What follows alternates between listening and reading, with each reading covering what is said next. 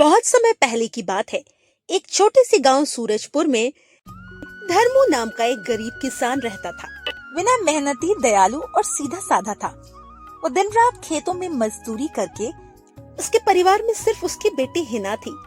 समझदार, तेज और निडर। धर्मू ने उसे शहर भेजा था पढ़ाई के लिए, ताकि वो गांव का नाम रोशन कर सके। गांव में ही रहता था राजवीर ठाकुर, एक अमीर और चालाक जमींदार। उसके पास गांव की आधी से ज्यादा जमीन थी।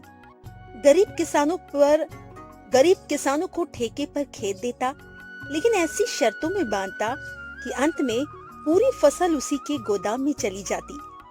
एक दिन राजवीर ठाकुर अपने नौकर रामलाल से कहता है, रामलाल, देख रहा है तू, ये किसान तो बस मेरी मिट्टी के खिलौने हैं। मेरी जमीन पर काम करते हैं और समझते हैं कि खेती उनकी है। हाँ मालिक, आपकी तो चलती है चारों ओर। आपके आदेश के बिना यहाँ पत्ता भी नहीं हिलता। और यही तो मजा है राजवीर ठाकुर होने का। उसी वक्त धर्मू बहुत थका हुआ ठाकुर के दरवाजे पर आता है। मालिक, सुना है आप किसानों को जमीन ठेके पर देते हैं। दे दूंगा, लेकिन पहले मेरी शर्त सुन ले। फसल का आधा हिस्सा तेरा होगा और आधा मेरा। धर्मू बहुत खुश होकर घर आता है और अगले दिन से खेती शुरू कर देता है। धर्मू पूरे दिल से खेती में लग जाता है। सूरज ढलने तक खेत में वो पसीने महीनों में गेहूं की फसल तैयार हो जाती है। हरी भरी बालियां हवा में झूमने लगती है। गांव के लोग कहते हैं, धर्मू की मेहनत रंग लाई। पर ठाकुर तक जब ये बात पहुंचती है तो वो कहता है, अरे रामलाल, चलो चलते हैं, देखते हैं धर्मू की मेहनत या मेरी जमीन का कमाल। दोनों खेत पर पहुंचते हैं। वाह, फसल तो बहुत बढ़िया हुई है। चल धर्मू, आधी निकाल और आधी मेरे गोदाम में डाल। ठाकुर चालाकी से अच्छी फसल खुद ले जाता है और सूखी बालियां धर्मू के हिस्से छोड़ देता है। धर्मू मायूस होकर आकाश की ओर देखता है। जमीन उनकी, पर फसल हमेशा मेरे हाथ से फिसल जाता है। कुछ महीने बाद हिना शहर से गांव लौटती है। वो देखती है गांव के हर घर में गरीबी और खेत में दुख उगाया है। पिताजी, ये सब इतना टूटा फूटा क्यों है? बेटा, यहाँ गरीब की मेहनत का कोई मोल नहीं। हम फसल उगाते हैं और ठेके की शर्तों में सब ठाकुर के गोदाम में चला जाता है। हिना की आंखों में आग जल उठती है। अब ये चाल नहीं चलेगी पिताजी।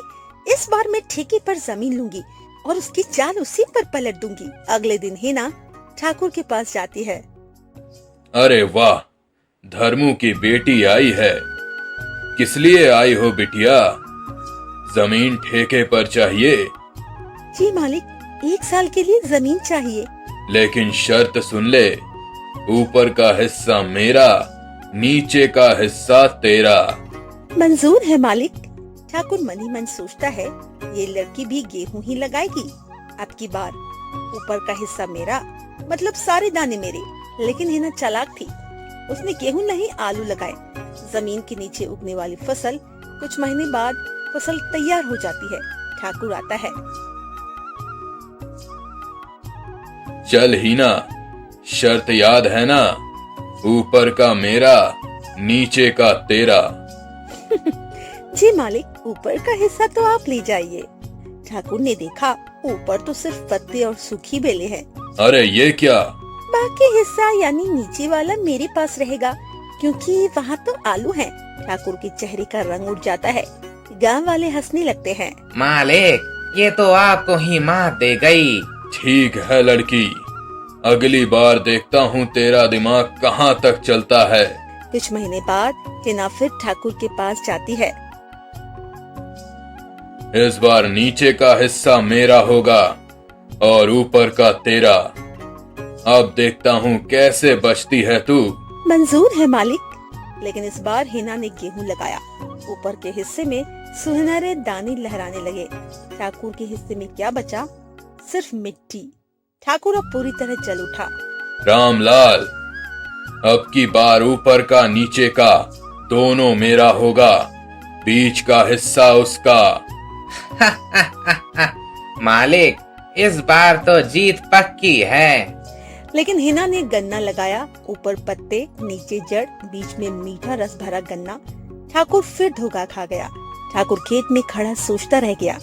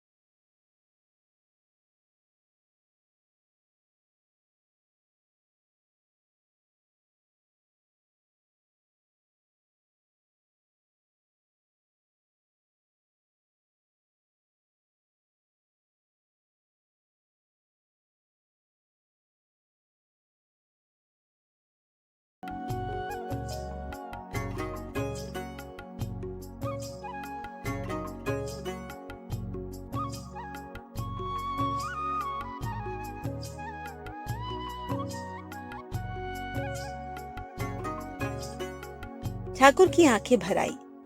रामलाल, अब वक्त आ गया है अपनी गलती सुधारने का। ठाकुर ने गांव के सब किसानों को बुलाया। आज से मेरा कोई ठेका नहीं, कोई कर नहीं। हर किसान अपनी जमीन का मालिक खुद होगा। धर्मो और हिना की आंखों में खुशी के आंसू थे। गांव में पहली बार फसल के साथ इंसाफ की धूप भी उगी थी। जहाँ बेटी की बुद्धि और पिता का आशीर्वाद मिल जाए, वहाँ मिट्टी भी सोना बन जाती है। धीरे धीरे सूरजपुर गांव फिर से खुशहाल हो गया और हिना बन गई गांव की मिसाल, जिसने चाल को चाल से हराया। हल्की हवा की सरसराहट, सूरजपुर गांव में अब हालात बदल चुके थे। ठाकुर राजवीर ने अपनी गलतियां मान ली थी, किसान को आजादी दे दी थी। धर्मो और हिना अब अपने खेत के असली मालिक थे। फसलें लहरा रही थी और गांव में फिर से हंसी लौट आई थी। एक दिन मोती काका खेत के किनारे बैठे बोले, बेटिया हिना, तूने तो कमाल कर दिया। तेरी चाल ने ना जाने कितनों की जिंदगी बदल दी। काका, ये सब अकेले मुझसे नहीं हुआ। गांव के हर मेहनती इंसान ने इस मिट्टी को जिंदा रखा है। लेकिन जहाँ अच्छाई होती है, वहाँ जलन भी जन्म लेती है। पास के गांव लोहापुर का व्यापारी गोविंद पटेल ये सब देखकर जल उठा। अगर ये लोग ऐसे ही खुशहाल हो गए तो मेरा अनाज का कारोबार कौन खरीदेगा? मुझे कुछ करना होगा। गोविंद ने चाल चली। वो कुंवर अर्जुन के पास पहुंचा।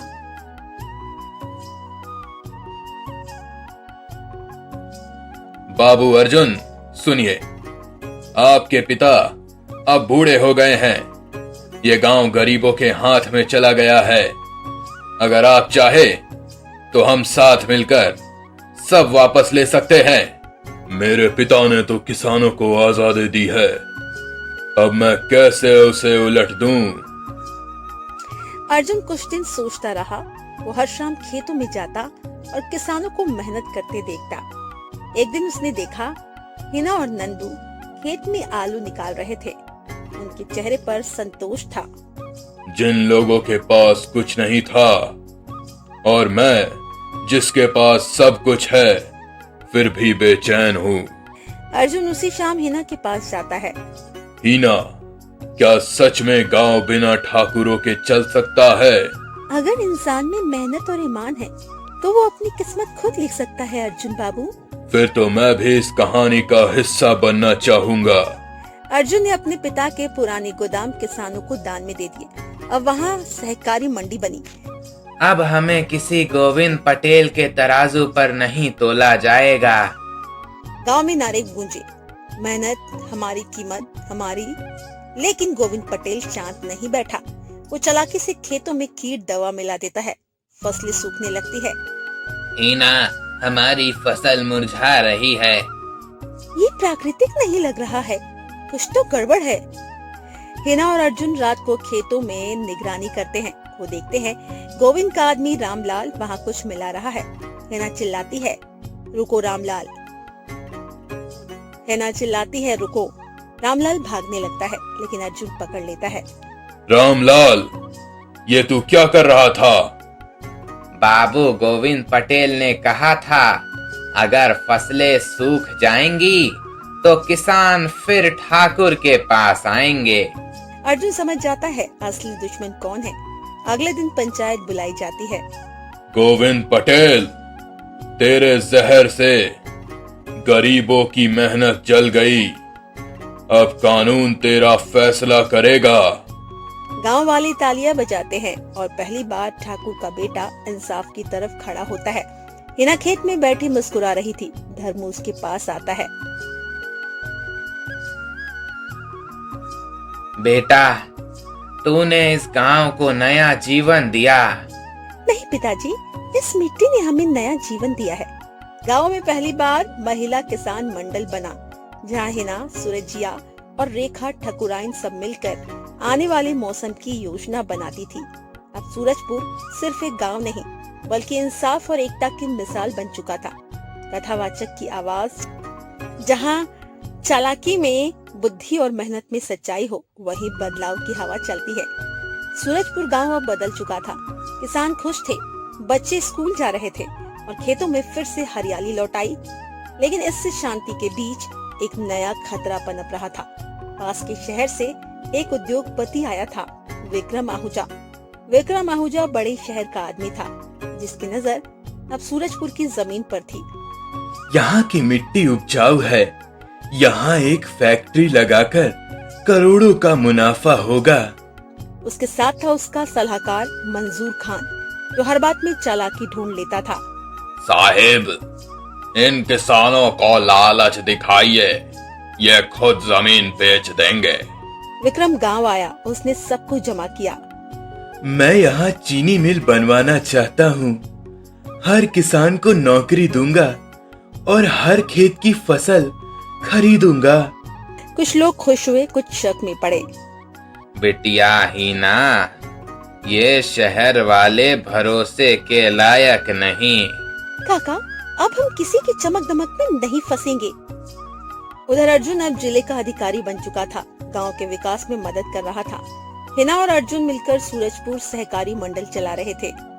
हीना, अब वक्त है कि हम अपनी फसलों को खुद बेचे, किसी बाहरी कंपनी को नहीं। रात को विक्रम और मंजूर गांव में चोरी छिपे कागज बांटते हैं। कुछ किसानों को साइन करवा लेते हैं। सूरजिया, नंदू और धर्मू को धोखे से फंसा देते हैं। अगली सुबह हिना को खबर मिलती है, किसी ने हमारे खेतों की रजिस्ट्री कर ली। पर ये सब कैसे हुआ? गांव में हंगामा मच गया। लोग बोले विक्रम ने हमारी जमीन हड़प ली। हिना ने पंचायत बुलाई। अगर किसी ने भी धोखा किया है तो उसे इस मिट्टी में जवाब देना ही होगा। मैं सरकार से जांच करवाऊंगा हीना। जांच में सामने आया कि किसानों से जबरदस्ती दस्तखत करवाए गए थे। विक्रम और मंजूर के खिलाफ केस दर्ज हो गया, लेकिन विक्रम ने हार नहीं मानी। उसने मीडिया और पैसे से असर डालने की कोशिश की। मैं पैसा देकर कानून भी खरीद सकता हूँ। हिना और अर्जुन गांव वालों के साथ कोर्ट पहुँचे। वहाँ पत्रकार रीमा सेन भी थी। हिना, मैं तुम्हारी कहानी दुनिया को दिखाऊंगी। अब लड़ाई सिर्फ जमीन की नहीं, सच्चाई की है। रीमा ने हिना की कहानी सोशल मीडिया पर चलाई। देखते ही देखते देश भर के लोग हिना के समर्थन में उतर आए। ये मिट्टी हमारी है और जब तक एक भी किसान जिंदा है, कोई इसे छीन नहीं सकता। विक्रम आहूजा को कोर्ट में सजा होती है। मंजूर खान माफी मांगता है। हीना बहन, मैंने गलत किया, मुझसे भूल हो गई। भूल इंसान से होती है, लेकिन लालच शैतान से। बिटिया, अब गांव में कोई गरीब नहीं रहा। काका, जब औरत और किसान एक साथ खड़े होते हैं ना, तो दुनिया झुकी जाती है।